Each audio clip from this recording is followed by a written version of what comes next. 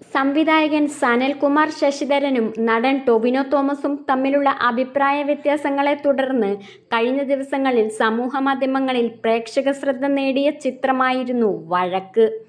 സിനിമയുടെ theatre OTT റിലീസുകളോട് Tovino Thomas വിമുഖത പ്രകടിപ്പിച്ചുവെന്നതായിരുന്നു സനൽകുമാറിന്റെ ആരോപണങ്ങൾ. ഇതിനോട് പ്രതികരിച്ച് ടൊവിനോയും രംഗത്തെത്തിയിരുന്നു. സിനിമ അർഹിക്കുന്ന ബഹുമാനം ലഭിക്കാതെ പോകും എന്നതുകൊണ്ടാണ് ചിത്രത്തിന്റെ തിയേറ്റർ റിലീസിനോടുള്ള വിമുഖത അറിയിച്ചതെന്നും OTT റിലീസിനായുള്ള ശ്രമങ്ങളിൽ സംവിധായകന്റെ സോഷ്യൽ പ്രൊഫൈൽ തടസ്സമായി വന്നെന്നും ടൊവിനോ പറഞ്ഞിരുന്നു. ടൊവിനോയുടെ പോയിന്റുകളെ ചോദ്യം ചെയ്തുകൊണ്ട് സനൽകുമാർ വീണ്ടും രംഗത്തെത്തിയിരുന്നു. ഇപ്പോഴിതാ പ്രസ്തുത സിനിമയുടെ പ്രിവ്യൂ കോപ്പി ഓൺലൈനായി പ്രേക്ഷകർക്ക് മുന്നിൽ അവതരിപ്പിച്ചിരിക്കുകയാണ് സനൽകുമാർ ശശിധരൻ. വിമിയോയിൽ അപ്ലോഡ് ചെയ്ത വഴക്കിന്റെ പ്രിവ്യൂ കോപ്പിയുടെ ലിങ്കാണ് ആർക്കും സൗജന്യമായി കാണാവുന്ന വിധത്തിൽ സോഷ്യൽ മീഡിയയിലൂടെ സനൽകുമാർ പങ്കുവച്ചിരിക്കുന്നത്.